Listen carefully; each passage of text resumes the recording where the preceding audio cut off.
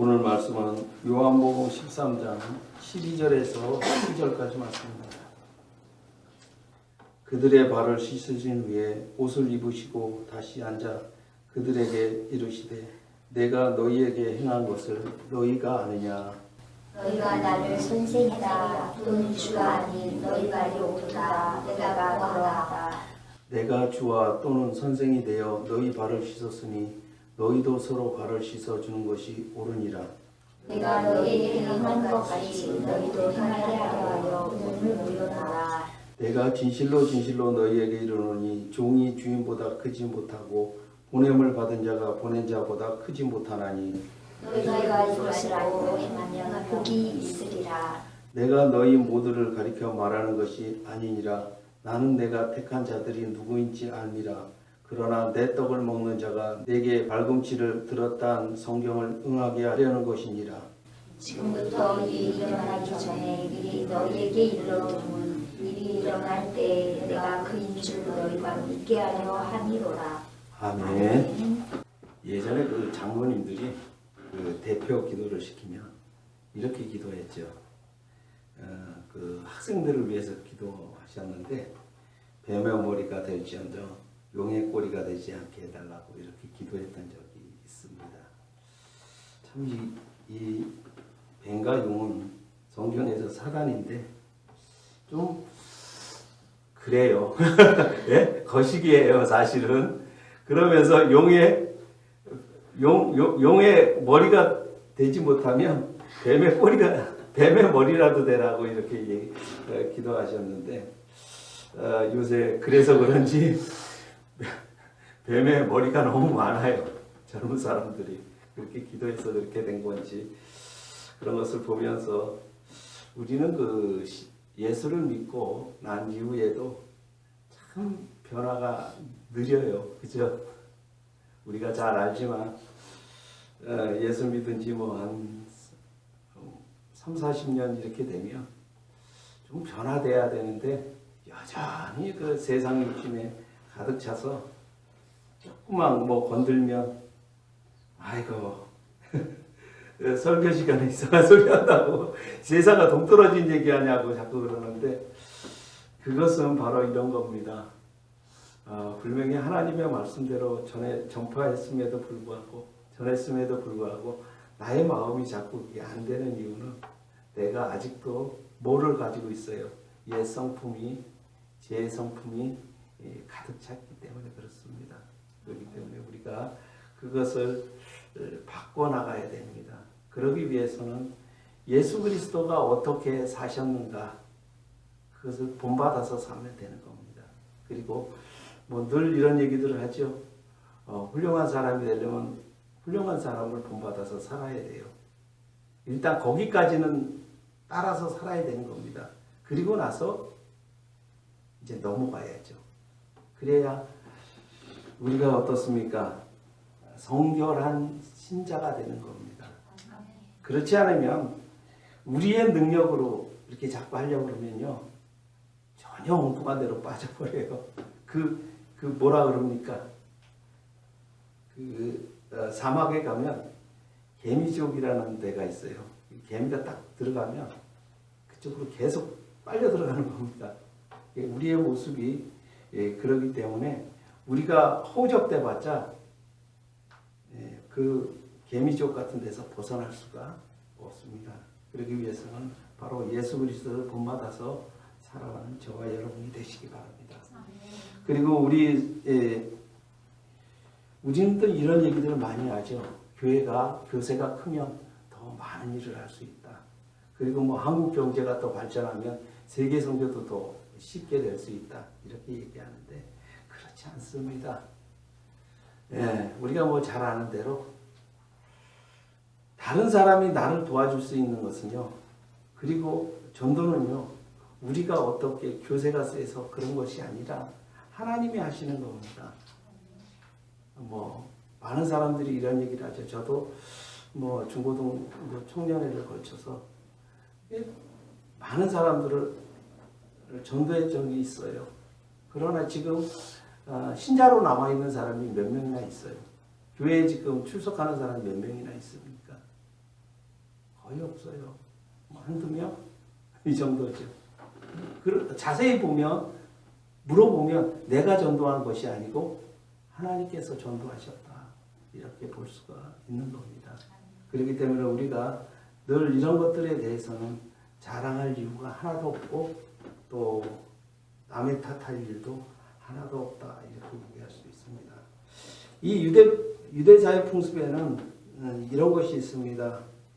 그 발을 씻는 것이 이제 발을 씻는 것은 당연한 예절입니다.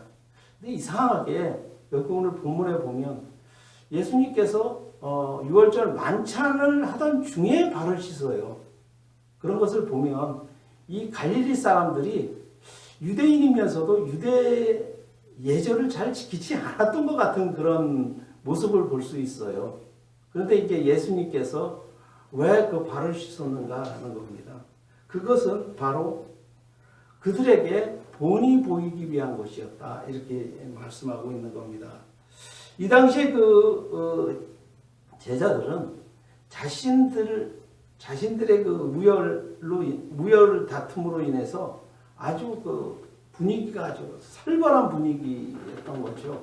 그래서 이 제자들이 서로 우열을 다투는 것에 대해서 예수께서 그들의 그 마음을 성결하게 하기 위해서 바로 제자들의 발을 씻으신 행동이 필요하셨기 때문에 그것을 하였다라고 성경은 말씀하고 있습니다.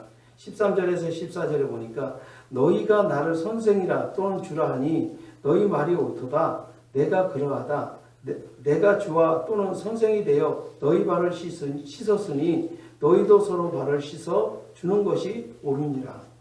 이 제자들에게 있어서 예수 그리스도는 누굽니까? 자기와 동년배예요. 우리가 이렇게 생각하면 됩니다.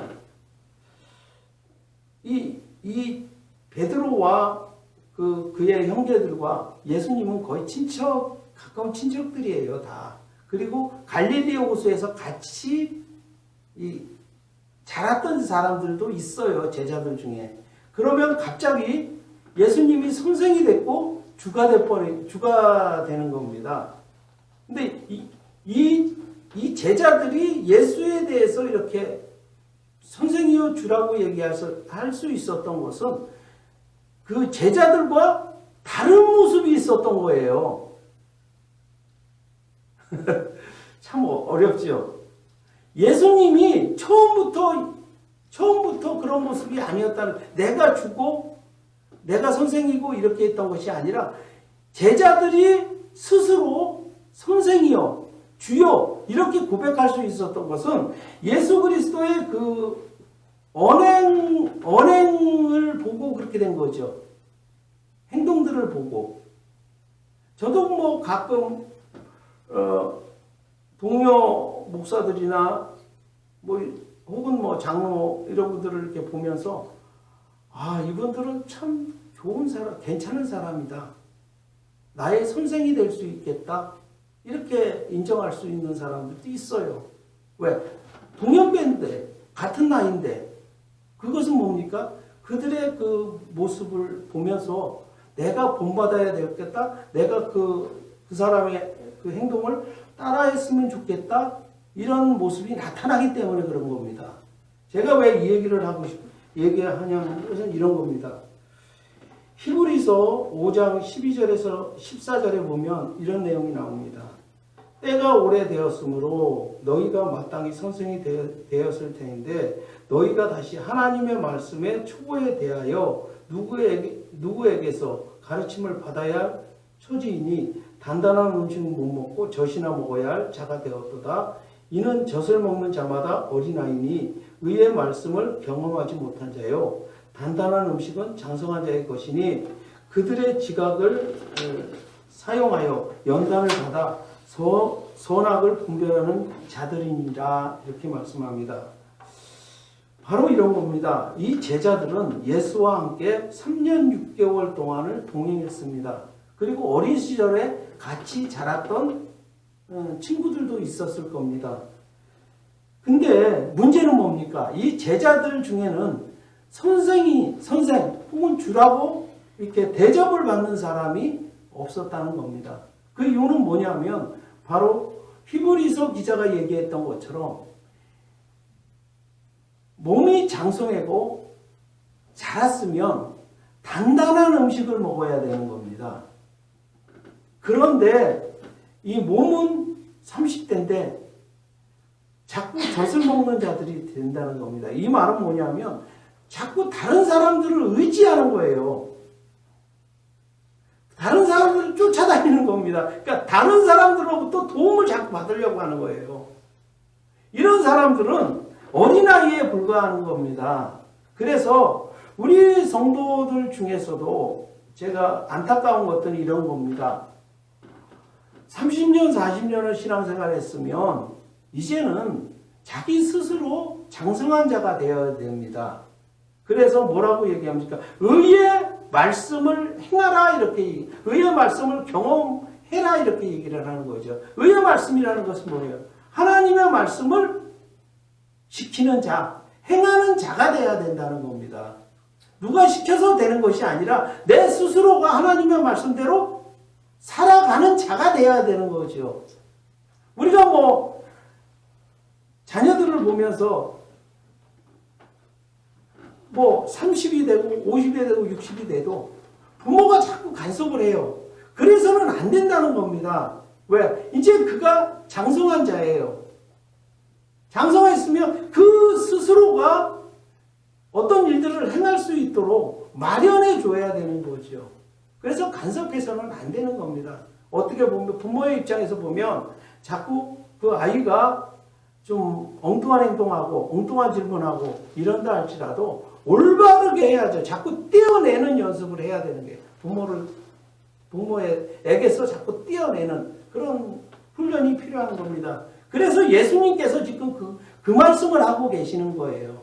너희가 내가 한 행동에 대해서 너희가 이제 따랐다? 이제는 너희가 뭘 해야 된다는 겁니까? 이제 내가 부활승천하면 너희가 이제 그 일을 해야 되는 거예요.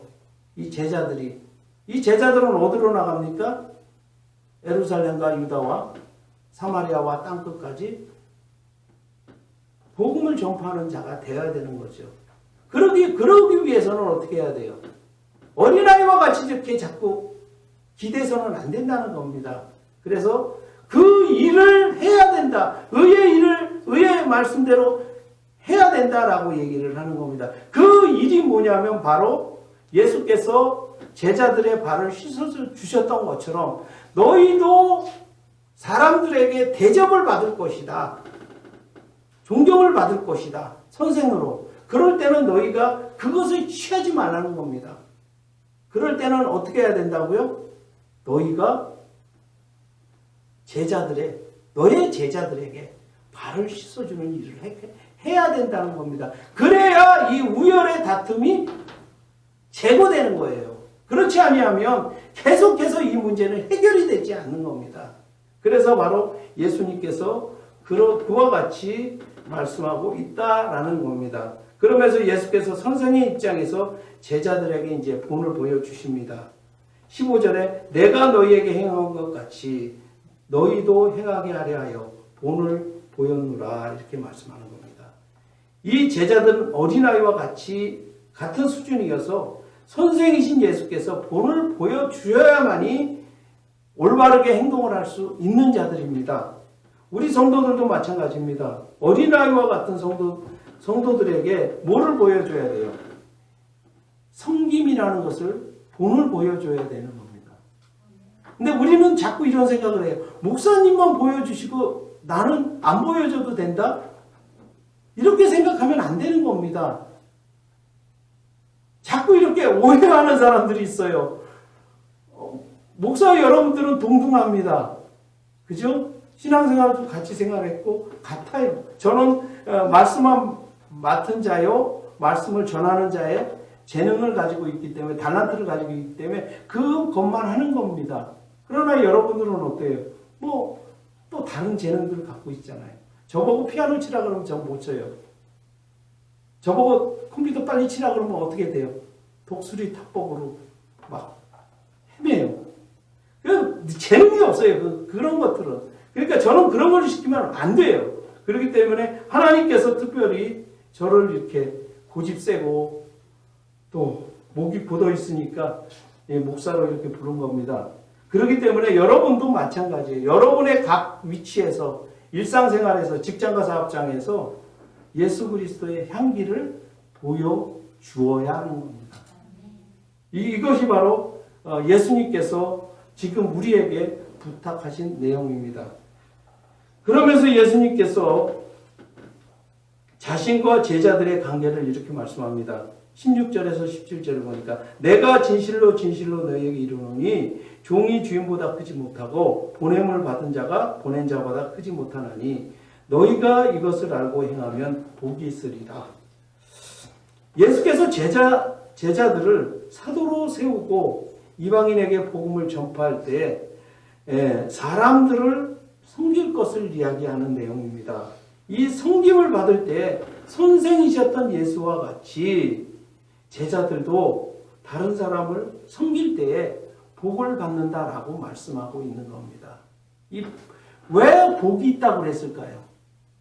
그것은 이 제자들은 그 사역지에 나가서 섬겨도 되고 안 섬겨도 돼요. 그 자유예요. 왜? 하나님의 자녀이기 때문에. 그렇지만 섬기면 뭐가 있다고요? 복이 있다고 그러잖아요. 왜 우리가 신앙생활을 하면서 예수를 믿어 구원을 받았어요. 받았음에도 불구하고 왜 자꾸 하나님의 말씀대로 살려고 이렇게 얘기를 합니까? 그 이유는 여러분들이 복을 받기 위해서 그렇게 하라고 그러는 겁니다. 하나님의 말씀대로 살지 않으면요, 구원은 받았지만 복을 받지를 못해요. 그렇기 때문에 하나님의 말씀대로 살아보면 예수 그리스도가 왜 그렇게 사셨는가, 또한 믿음의 조상 혹은 믿음의 선배들이 왜 그렇게 살았는가 라는 것을 볼 수가 있어요. 우리는 늘 이런 얘기 하잖아요. 나는 바울처럼 살고 싶다. 이렇게 얘기하면서 바울이 겪었던 그런 그 고난이나 박해나 이런 부분들은 받고 싶지는 않은 거예요. 그냥 뭐만 얻고 싶은 거예요. 열매만 얻고 싶은 겁니다. 아니요. 열매라는 것은요, 그런 고난과 박해를 받은 이후에 그가 만들어지는 거예요. 우리 성도들의 모습도 마찬가지라 이렇게 말할 수 있는 겁니다. 그래서 조건이 있는 것은 바로 그런 겁니다. 좀 심하게 얘기할까요? 우리가 자녀들에게 효도를 받기를 원하죠. 공경을 받기를 원하죠. 이럴 때는 어떻게 해야 돼요? 조건이 있습니다. 그 조건은 뭐예요? 서포트를 해줘야 돼요. 부모는요, 자녀들에게 아무런 대가를 받지 않아요. 그냥 하는 겁니다. 그렇지만 자녀들은요, 부모에게 공경할 때는 부모가 뭐를 해줘야 돼요. 그래서 뭐라 그래요? 치사하고 더러워서 공경 안 받는다. 왜? 그렇게 하잖아요. 그 자녀들은요, 그 또 자기 후손들에게 또 그걸 해야 되는 거예요. 그러니까 양쪽에서 끼면은 안 되잖아요. 양쪽에서 끼잖아요, 이게. 이쪽도 해야 되고 저쪽도 해야 되고. 그러니까 힘든 거예요. 그래서 못 해주는 거예요, 부모에게. 그러니까 여러분들이 꼭 이런 생각을 하시기 바랍니다.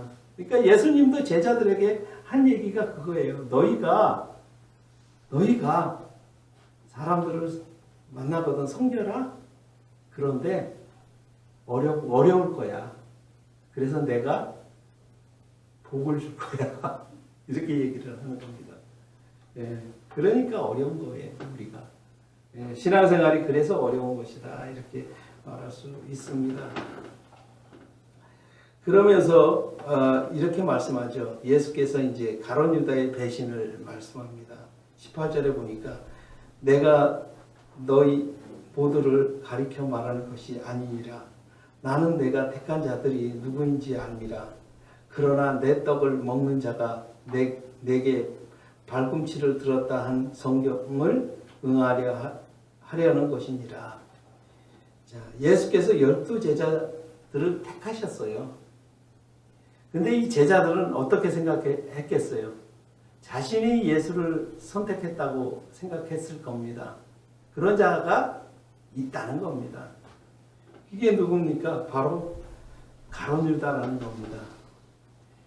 이 가룟 유다는 처음부터 예수를 팔려는 자가 아니었어요.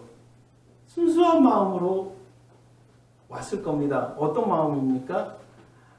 바로 이 가룟 유다는 아주 특별한 사람이에요. 어떤 사람이냐면 다른 사람들은 다 갈릴리 출신인데 이 유다는 가롯이라는 지역의 사람이에요. 가롯이라는 지역은 예루살렘 바로 근처에 있는 사람이고, 그리고 다른 사람들은요, 다른 제자들은 대제사장과 별로 거리감이 있던 사람인데, 이 가롯 유다는요, 대제사장과 아주 가까운 친근감이 있는 사람이에요. 왜 그러냐면 예수를 30에 팔았을 때 누구에게 찾아가요?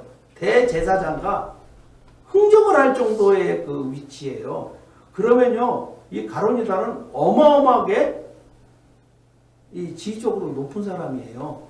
그러면 최소한 레위 지파 정도는 되지 않았겠는가? 그리고 그냥 일반 제사장급 정도는 되지 않았겠는가? 이렇게 우리가 볼 수 있는 겁니다. 이 대제사장은요, 지금으로 얘기하면 얼마나 높을까요? 뭐 한 대통령 정도는 될 겁니다. 왜? 그렇게 사회적으로 높은 사람이에요. 우리는 그냥 가야바 그러면 그냥 대제사장 그러면 아무것도 아니고 그러는데, 실질적으로 이 당시에 그 종교 정치 지도자이기 때문에 그렇습니다. 예, 그런 모습을 보일 때 바로 예수를 팔게 된 이유가 뭐냐면 마귀가 그의 마음에 들어갔다라고 얘기를 하고 있는 겁니다. 그래서 이 가룟 유다가 예수를 팔게 된 겁니다. 이 가룟 유다는 가룟 유다를 이렇게 얘기를 합니다. 다윗 시대에 보면 그 다윗의 척서였던 아히도벨이라는 사람이 있습니다. 이 아히도벨이 이 압살롬이 이제 그 반역을 일으킬 때 거기에 누구 편을 들어요? 압살롬 편을 드는 겁니다. 그래서 성경은 압살롬을 아주 나쁘게 평가는 하지 않아요. 누구를 나쁘게 평가하냐면 아히도벨이라는 사람을 나쁘게 평가를 합니다. 왜 그러냐면 그가 식탁에서 떡을 함께 나눴던 자기 때문에 그래요. 그가 바로 다윗의 그 발뒤꿈치를 건드렸다는 겁니다. 그러니까 우리는 늘 이런 생각을 해요. 가까운 사람이 나를 배반할 건가? 이렇게 생각하는데 가까운 사람이 배반을 해요. 그래서 마음이 제일 아픈 게 그런 겁니다. 우리가 뭐 정치인들을 보면 나중에 누가 배반을 합니까? 오른쪽 왼쪽에 있던 사람. 특별히 제일 가까운 사람이 누구예요? 운전기사. 이 사람들이 배반을 하는 겁니다. 그러면 이게 어떻게 대책이 없어요. 왜? 이 운전기사는 주인의 운전을 했던 사람 아니에요. 모든 것을 다 알고 있는 사람 아닙니까? 그렇기 때문에 굉장히 난처한 겁니다. 그리고 가까운 사람을 운전기사로 쓰잖아요. 그렇기 때문에 굉장히 어려운 겁니다. 그리고 가까운 사람을 또 높은 직분에 앉히기 때문에 굉장히 어려운 것이 바로 이런 부분입니다. 그래서 예수께서 가룟 유다를 지칭하면서 내 떡을 먹는 자가 내게 발꿈치를 들었다 이렇게 표현하는 겁니다. 우리 속담에 믿는 도끼에 발등 찍힌다고 합니다. 아주 가까운 사람, 이런 사람들이 바로 배반을 하기 때문에 그렇습니다. 그랬을 때 예수님의 마음은 얼마나 마음이 아팠을까? 이런 생각을 우리가 한번 생각해 볼 수가 있는 겁니다. 이것이 바로 이 시대의 모습이고 또 타락한 인간의 모습이기도 합니다. 그래서 이 아히도벨이라는 사람은 나중에 다윗을 배반한 후에 그 반역이 실패하자 가룟 유다와 같이 최후의 자살로 마무리를 짓습니다. 이 자살로 마무리를 짓는다는 것, 그 자살이 나쁜 것이 아니에요. 뭐가 나쁜 거냐면 이 자살한다는 건 뭐예요? 그 일에 대해서 반성이 없는 거예요. 그러니까 그걸로 그냥 자기가 대가를 다 지불한다는 겁니다. 아니에요. 그런 것이 아니라 살아서 용서를 구해야죠. 그리고 그에 대한 대가를 자기가 고통을 당해야 되는 겁니다. 반역한 것에 대해서 그 죄값을 감당해야죠. 그런데 그것을 감당하지 않고 그냥 무책임하게 죽어버리는 거예요. 그래서 저는 자살하는 사람들을 이렇게 가끔 정치인들이나 이런 걸 보면서 무책임하다 이런 생각을 합니다. 자기가 잘못해놓고 감당을 해야죠. 자기가 잘못했으면 다 하사를 받아야죠. 뭐 감옥 갈 일 있으면 감옥 가야죠. 왜 자살하고 그걸 끝내버립니까? 그러면 그 피해본 사람은 어떻게 누구한테 하소연을 해요? 이런 모습들인 겁니다. 이것이 바로 가룟 유다의 모습이었다 이렇게 얘기할 수 있습니다. 그러면서 예수께서 이제 가룟 유다의 배반을 예고하신 이유를 이렇게 말씀합니다. 19절에 보니까 지금부터 일이 일어나기 전에 미리 너희에게 일러두면 일이 일어날 때 내가 그인 줄 너희가 믿게 하려 함이라. 예수께서 가룟 유다의 배반으로 인하여 슬픔 중에 있을 제자들을 위해서 이렇게 예고하신다라는 내용입니다. 이 11제자들도 예수께서 십자가의 처형을 받을 때 가룟 유다와 뭐 별반 다른 점은 없습니다. 예수님께서 십자가에 처형을 올라갔을 때 누구만 보고 있어요? 나이가 제일 어린 사도 요한만 이렇게 보고 있었던 것 같아요. 제가 볼 때는. 나머지 형들은 어디 도망갔어요? 고기 잡으러 가자. 그리고 갈릴리로 다 도망가고 없어요. 얼마나 급했는지 뭐 제자들 중에서는 옷도 못 챙겨 입고 막 그렇게 도망갔다는 제자들도 있고 막 그래요. 그 정도입니다. 그러니까 문제는 뭡니까? 이렇게 예고를 했음에도 불구하고 그들이 믿음이 흔들림으로 인해서 도망을 가게 되는 이런 모습으로 나타나는 겁니다. 그래서 예수님께서 그들의 그 믿음이 흔들림을 보시고 또 염려를 보시고 슬픔에 잠겨 있을 것을 보시고 미리 사후에 약을 줬는데도 불구하고 그들은 그것을 이해를 하지 못하고 또 자기 자리로 도망가 버리는 그런 모습으로 나타나게 됐다라는 겁니다.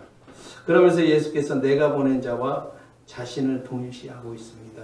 20절에 보니까 내가 진실로 진실로 너희에게 이르노니 내가 보낸 자를 영접하는 자는 나를 영접하는 것이요 나를 영접하는 자는 나를 보내신 이를 영접하는 것입니다. 예수께서 십자가의 체험을 받으시고 부활 승천하신 후에 오순절 날 성령을 보내십니다. 그리고 그 제자들에게 사도라는 직분을 주십니다. 그리고 세상으로 보냅니다. 이 제자들을 보내면서 바로 이 제자들이 전한 복음이 곧 누구의 말이라고요? 누구의 말씀이라고? 예수 그리스도의 말씀이다. 이 예수 그리스도의 말씀은 하나님의 말씀이다. 이렇게 연결을 하는 겁니다. 그래서 너희가 사도로 부름을 받아서 사람들에게 전할 때 너희의 말이 아니라 하나님의 말씀을 전하는 것이다 라는 것입니다. 이것이 우리에게 굉장히 큰 무게감을 주는 거죠. 그리고 말씀을 전하는 때마다 늘 두렵고 떨리는 이유가 거기에 있습니다. 제가 전하는 것이 하나님의 말씀인가 혹은 나의 그 사리사욕을 위해서 전하고 있지는 않은가라는 겁니다. 그래서 저는 적용을 할 때도 이렇게 합니다. 이렇게 하십시오. 저렇게 하십시오. 이렇게 얘기하지 않습니다. 왜 그러냐면 오늘 본문이 무엇을 얘기하는가 그냥 그대로만 얘기를 합니다. 그렇게 하면 안 된다고 그러더라고요. 성도들은 말씀을 이해하지 못하기 때문에 아주 숟갈로 이렇게 밥까지 이렇게 다 먹여줘야 된다고, 어떻게 행동해야 된다고 이렇게 얘기하는데 저는 그렇지 않습니다. 저는 우리 동익교회 성도들은 어린아이와 같이 젖을 먹는 자들이 아니고 어떤 자입니까? 장성해서 단단한 음식을 먹기를 원합니다. 그래서 이 말씀이 무엇인가, 이 말씀을 나에게 무엇을 지금 전하는가, 그래서 지각할 수 있게끔 만드는 거죠. 깊이 생각할 수 있다는, 깊이 생각하게 해서 이 행동을 하게끔 하는 것이지, 제가 여러분들을 이렇게 하십시오, 저렇게 하십시오, 뭐 새벽기도에 나오시면 이렇게 얘기 안 하는 이유가 거기에 있어요. 왜 그러냐면 그것은 여러분의 자유의지고 또한 깊이 생각해서 여러분들이 해야 될 일이기 때문에 그렇습니다. 고린도전서 1장 18절에 이렇게 얘기합니다. 십자가의 도가 멸망하는 자들에겐 미련한 것이요 구원을 받는 우리에게는 하나님의 능력이라 이렇게 얘기합니다. 제가 왜 이 얘기를 하는 거냐 이겁니다. 왜 하나님께서 직접 사람들을 전도하면 되는데 우리를 통해서 하실까라는 겁니다. 그것은 하나님께서 우리를 동업자로 보시기 때문에 그런 거예요. 함께 일하고 싶은 겁니다. 그래서 함께 누리고 싶은 거예요. 기쁨을. 뭐라고 어렵게 해요. 뭐 교육시키고 뭐 필요하면 뭐 있습니까? 한꺼번에 막 이쪽으로 모르고 저쪽으로 몰면 되는데. 근데 그렇게 하지 않으신 거예요. 바로 본문에 나와 있는 것처럼 나를 영접하는 자는 나를 보내신 이를 영접하는 것이라. 이런 것을 믿게 하기 위한 것이라는 겁니다.